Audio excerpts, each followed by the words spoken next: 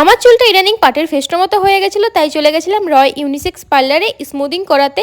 প্রথমেই আমার চুলে সুন্দর করে শ্যাম্পু করে ওয়াশ করে নিল, তারপর এখানে চুলটা ছাড়িয়ে দিচ্ছিল। আর আমার না ইদানিং প্রচুর চুল পড়ছিল, কেন জানি না। তারপর বন ব্রেকিং এর জন্য একটা ক্রিম অ্যাপ্লাই করা হলো। আর আমি আগের থেকে বলে রাখি, সব ক্রিমগুলোর নাম কিন্তু আমি ঠিকঠাক জানি না। তো ক্রিমটা অ্যাপ্লাই করার পর আমাকে কিছুক্ষণ বসিয়ে রেখেছিল, তারপর হেয়ারটা ওয়াশ করাতে নিয়ে গেছিল। আর এখানে আমার চুল থেকে কালারের মতো কি বেরোচ্ছিল কি জানি, আমি তো অনেক দিন কোনো কালার করিনি।